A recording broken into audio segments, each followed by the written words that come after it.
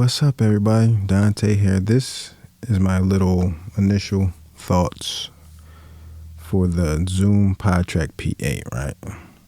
I wasn't going to do an unboxing. I just wanted to set this thing up and just start playing with it right from the jump.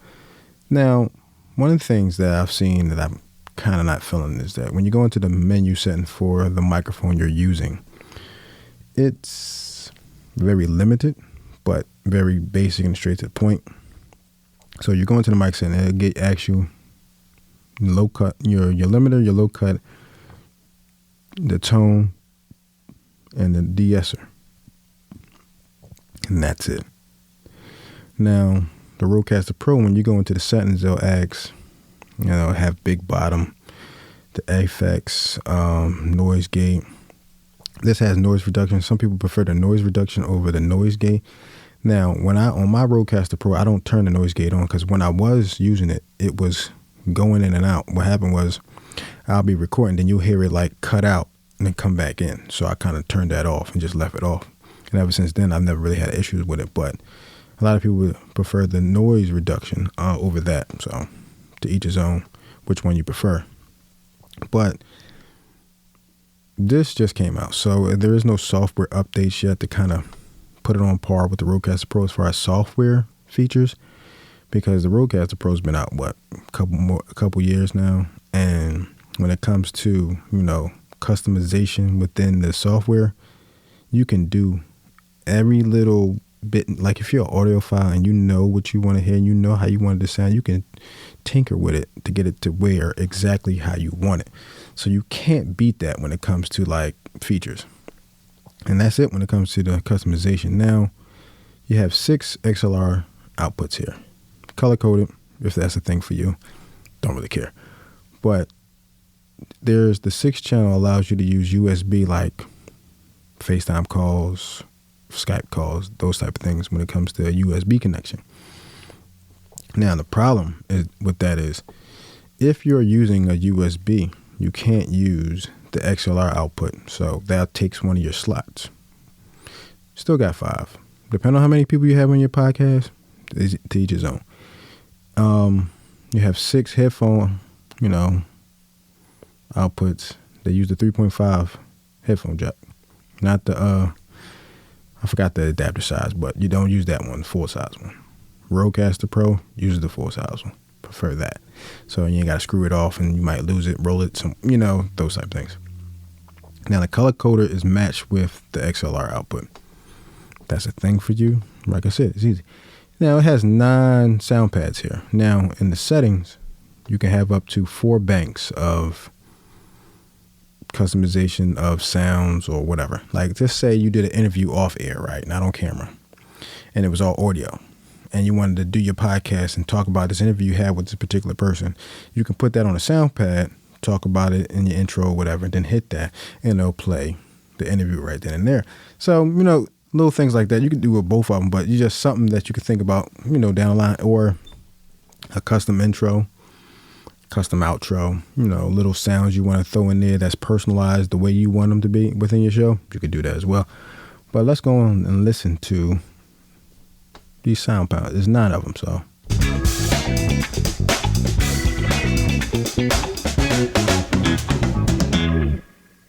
I like that one. Whatever. Yeah. Sound like the end of a mission or something on a video game, doesn't it? That's like universal when it comes to like sounds. That's like on every sound pad I've ever used in one of these things. I just thought it would be more to it.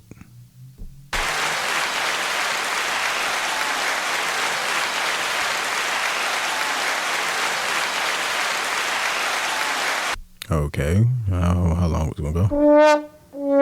Same thing. Yeah, that's on like every last one of them. What's this one? That's on everything too. But yeah, you have, what's this? 1, 2, 3, 4, 5, 6, 7, 8.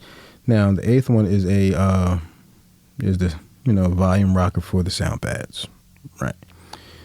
You have the 6 for the XLR, 1 for the phone. Now, One of the things I don't like, and it's not the device's fault, maybe they couldn't fit it in there or what. You have to have a Bluetooth adapter if you want to use Bluetooth phone calls. Rodecaster Pro has that built in. So that's something to think about. If you don't feel like spending extra money on an adapter, there you go. But if you got like a cable that you can plug in and plug into your phone, like an auxiliary cable, it works just fine. But it's something to think about. It's just, I don't understand why they couldn't put Bluetooth in there, but it's not in there. You got to buy an adapter. Yeah. Now you have these on-air buttons. So when the on-air button is on, that means the microphone is recording anybody who talks into it. If it's not on, that means you can kind of have a little sidebar conversation to the side. Or if you got a cough, sneeze, anything like that, you can just do it. So, once you learn how to use all this stuff, you can kind of make your podcast run as smooth as possible so you won't have any hiccups in it. Now, what I do like, I didn't know at first, but I do like when you don't hit the record button and you just letting it sit there, it tells you how much more record time you have on the SD card that you put in there, which uses a full SD card, which is great. One of my gripes with the Rodecaster Pro, they use the micro SD cards. Everybody knows how small those things are and how easy they can get lost. Right. So that's something to think about. And one of my things I love about this device and the P4, right out the box, right when you plug it in, set it up, you got 70 decibels of gain straight from out the box. Love that, because the microphone I'm using now is the Shure SM7B, very soft microphone. So I use the Zoom H6, the Rodecaster Pro. What other recorder did I use? The Zoom H4n Pro. Good recorders. 55 decibels a gain. Fine. This microphone needs a little bit more. It needs a little bit more juice. So a lot of times I went out and purchased a cloud lifter. Now I got two of them. I got the single one that costs you $150, and they got the double slotted one for $250. Because in case I had interviews, and because I got two of them, so if I had an interview, I'm going to use both microphones. Easy situation. But when it comes down to that, what made it such a headache was the cable from the recorder to the cloud lifter. Now another USB and the XLR cable from the cloud lifter to the microphone. Got messy. Stuff all over the place, and it's annoying when you're trying to like conduct like with a co-host and you got to find places to put this stuff so it make it comfortable for everybody. Oh my goodness, it was the worst. Now with this, like I said, XLR cable from the device to the microphone, hit record. Love that. You can't beat stuff. Like when it comes to me, I like to make things simple as possible to just get the job done. Like if I'm want to do a podcast and I gotta be like, all right, I might have a couple guests over. With this, I'm straight. Either one, the P4 or the P8. Now this is more of a studio type of setup here. More features, more customization when it comes to certain things you can do. Exactly. I mean, expect it for a device like this. But when I had the Rodecaster Pro, yeah, I got features set up and all that other stuff, Bluetooth calls, all that. When it came to using these mics, I had to find me a cloud lifter to kind of boost the signal, because anything, if you don't know, hopefully I can help you out with this. I used to install cameras and TVs in the facility. So a lot of times the PA systems we all worked on as well. If you keep that gain up for so long, all that does is just introduce all kinds of noise and hiss and stuff when it comes to making an announcement through the PA system. And if you keep the gain up for so long, you can blow out the mics on some of these blocks, because sometimes the levels ain't right, one's higher than the other, and they just blow out that microphone, and then guess what? You got to replace the whole microphone. Sometimes you have to place the whole cable line too, because it's just been like you keep it up for so long, it just burn out the wires as well. So that's why you want something that just keep your levels down, keep your gain at a certain level, and just be able to hit and record. When it comes down to that, like, that's what you want. Now, when you have to use a cloud lifter, like on the Zoom H6, I would use that. Put it at 5 because it ain't no other thing than that. It's just 1 through 10. So I would put it on 5, put a cloud lifter on it, works fine, perfect sound. I don't need a cloud lifter with this. Just hit it like lower than half point, put the gain up a little right there. And right now, that's where I got at. And you can tell it sounds great in my opinion.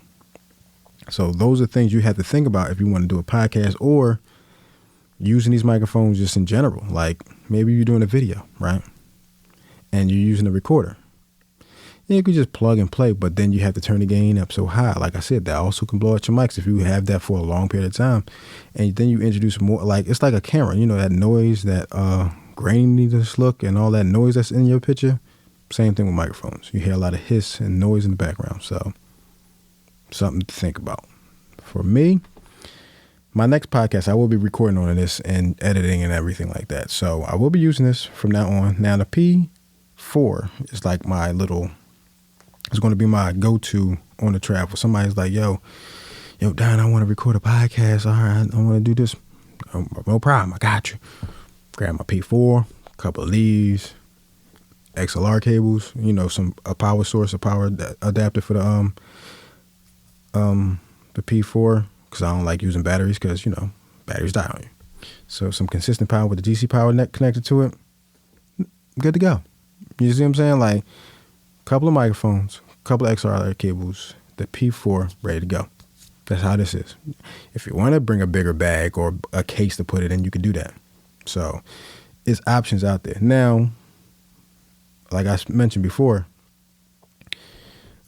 I love the fact that it uses SD cards. So you can kind of take those on the road. Say if you're recording, say you running low on on the SD card that's in there, right?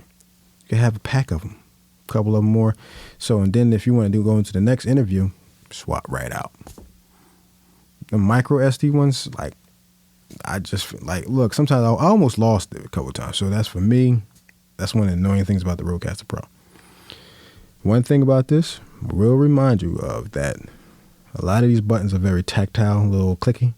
So if you don't want sound in your podcast by clicking stuff on and off, make sure you have everything set up the way you want before you hit record, because this is what can happen.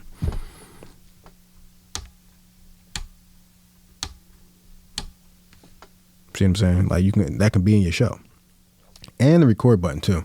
Like even the buttons are like that. So that's why I understand it wasn't more of a soft touch, but the touchpads are, but not like the buttons. So that's something to think about and down the line when it comes to trying to get your levels right. So overall, yeah, I recommend this. Like I said, if you got these, definitely recommend it. I have the Electro Voice RE20. I've used the P4 on that one. Same thing. Got my levels right. Was just perfect. Just fine. Wasn't no complaints. I really dig these devices. Recommend them. This is a little cheaper than the Rodecaster Pro, but if you don't want to spend this kind of money for this, understandable. The P4 is $220. The Zoom H6 was $329. You know, like if you want to get into podcasting, definitely recommend getting the P4. Now, if you want to go a little big time and get you a little studio type situation with a little bit more features to it, yeah, you can go with this one. You know, 6LR outputs, you know, 9 touchpads if you want them, because on the P4 is 4. Like I said, that's up to you. You get 9 here, more headphones. Like, it's just more feature when it comes to this. But that's pretty much it for this right here. Like, check out my podcast and listen out for it, the Pentown's Finest Podcast. Go check it out, because I will be recording the next podcast episode on this device right here. So stay out and listen. Stay tuned for that and listen for that down the line. Like I said, some people have a gripe with it because they say it's not good for streaming or video shooting, because it records at 44 kilohertz instead of 48 and 16-bit instead of 32. So some people have gripes with that. For me, I'm not going to be using that for streaming or anything like that because I'm using this just for podcasting. For me, it wouldn't be a problem. But if you are trying to be a streamer, I've heard this works just fine, but to each his own. I don't do it, so I'm not going to say it doesn't work that well. But for me, I'm looking forward to just using this for podcasting. And mine is not a video podcast yet. So for me, it's perfectly fine. So I don't mind it at all. But right now I'm recording a video and doing this at the same time. So when I go into post and like edit this and see how it turns out, we'll have to wait and see. But thank you guys for watching this video. Hopefully you enjoyed my little impressions of the Zoom Podtrak P8. Post a comment in the comment section. Let me know if anything you want me to test or see about this or anything you want to know. Let me know in the comment section. Thank you guys for watching, and I'll see you guys in my next video. Peace.